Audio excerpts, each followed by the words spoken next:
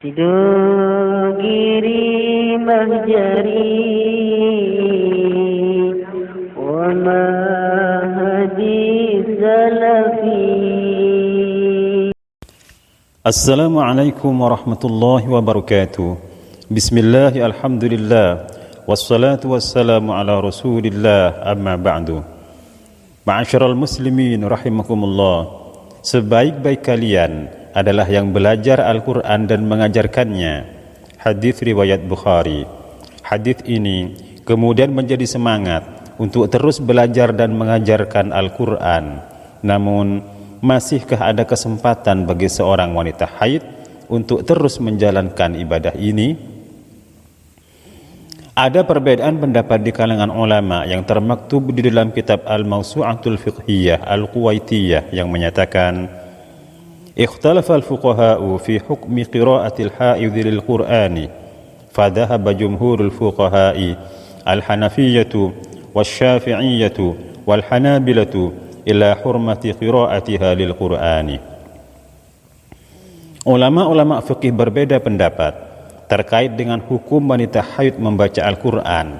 Maka kemudian jumhurul ulama dari kalangan Hanafi, Syafi'i dan Hambali mengharamkan wanita haid membaca Al-Quran liqaulin Nabi sallallahu alaihi wasallam, la taqra'ul haidu walal junubu syai'an minal Qur'ani, berdasarkan sabda Nabi sallallahu alaihi wasallam yang menyatakan bahwa bagi orang haid dan junub tidak boleh membaca sesuatu apapun dari Al-Quran. Wa hunaka tafsilatun bayanuha fima yali. Hanya saja ada beberapa rincian dari tiga madhab tersebut terkait dengan keharuman wanita haid membaca Al-Quran sebagaimana penjelasan berikut ini. Famadhabul hanafiyyati hurmatu qira'atiha lil Qur'ani walau duna ayatin minal murakkabati lal mufradati, wa dhalika idza qasadatil qira'ata fa in lam taqsidil qira'ata bal qasadatis sanaa aw dzikra fala ba'sa bihi. Dalam mazhab Hanafi, wanita haid haram membaca Al-Quran sekalipun kurang dari satu ayat, dan boleh jika membacanya per kalimat.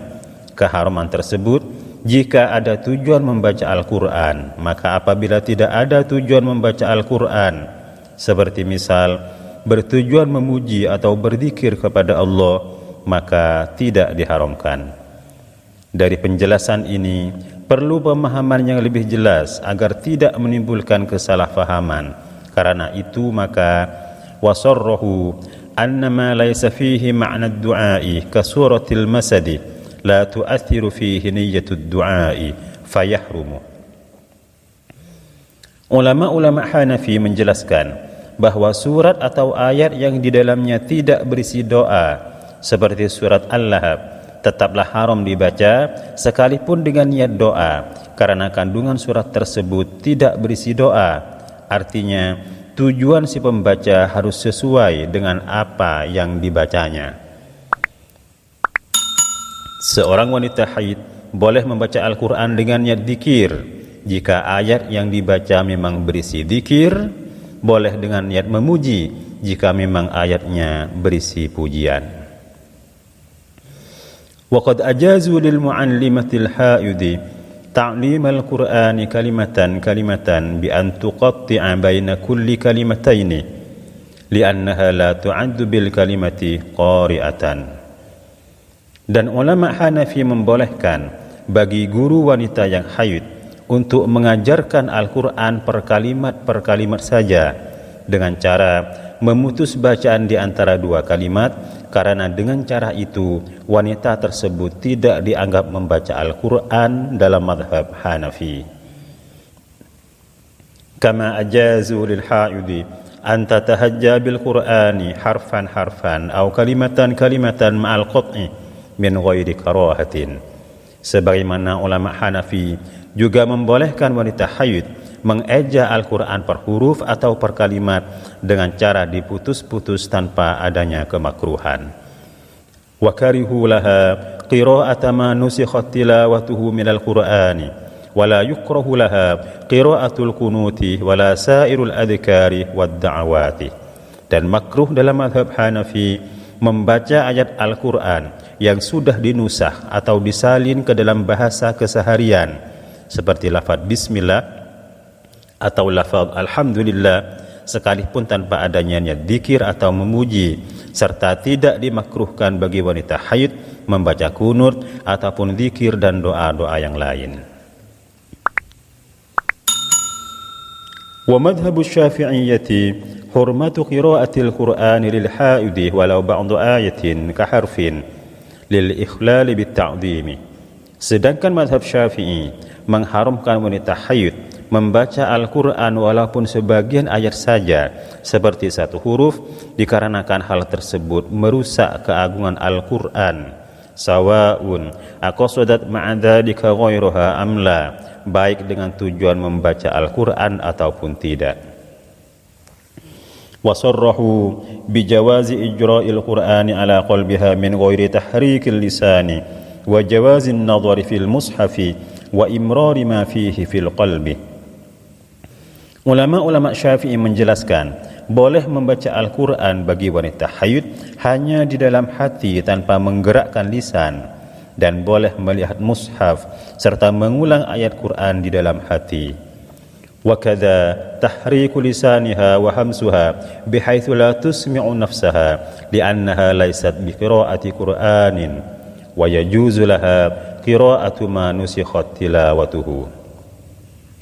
Demikian boleh dalam mazhab Syafi'i membaca Al-Quran dengan cara menggerakkan lisan tapi dengan suara mendesis sekiranya tidak ada huruf yang dapat didengar, serta boleh bagi wanita haid membaca ayat Al-Quran yang sudah menjadi bahasa keseharian seperti lafaz bismillah atau alhamdulillah.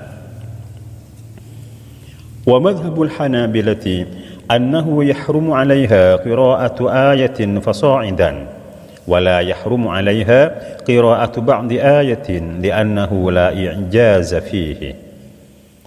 Di dalam mazhab Hambali dijelaskan bahwa haram bagi wanita haid membaca satu ayat Al-Quran apalagi lebih, dan tidak haram baginya membaca sebagian ayat Al-Quran karena tidak ada pengaruh i'jaz atau tidak dapat melemahkan pendapat yang bersimpangan dengan Al-Quran. وذلك ما لم تكن طويلة كما لا يحرم عليها تكرير بعض آية ما لم تتحيل على القراءة فتحرم عليها.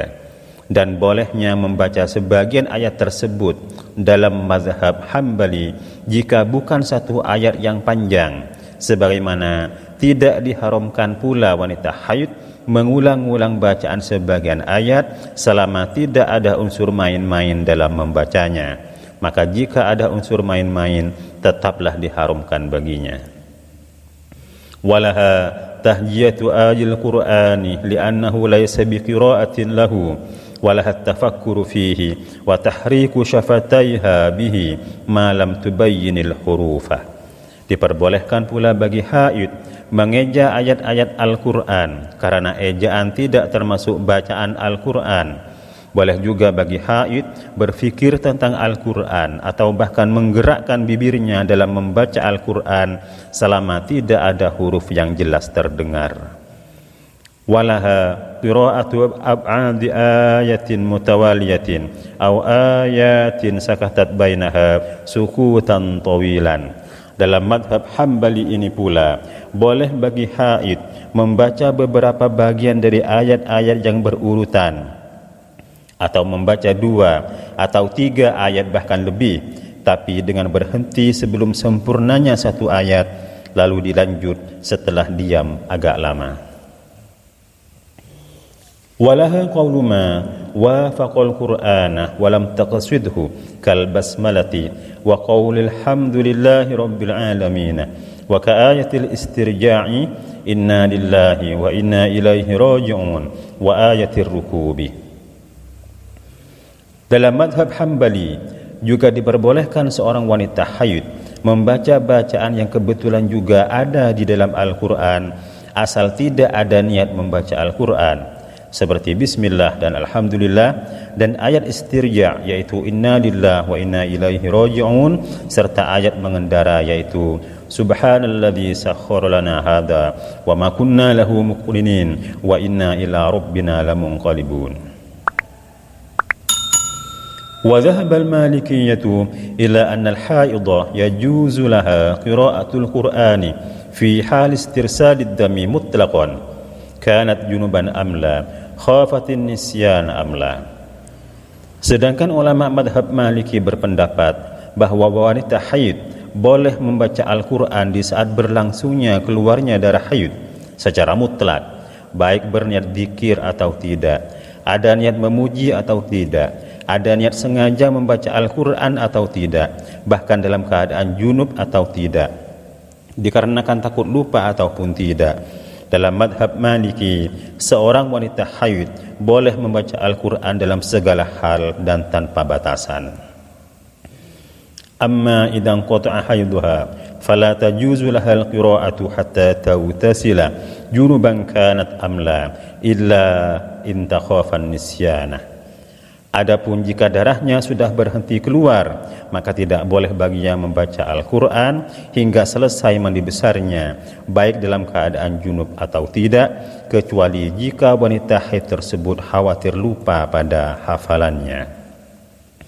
Hadza huwal mu'tamadu 'indahum li'annaha qadiratun 'ala at-tatahhuri fi hadhihi al-halati. Dan inilah pendapat yang kuat dalam madhab Maliki, dikarenakan wanita haid yang darahnya sudah berhenti sudah dimungkinkan untuk bersesuci. Wallahu a'lamu bis-shawab. Fahadanallahu wa iyyakum ila sawa'is sabil. Tsumma assalamu alaikum warahmatullahi wabarakatuh.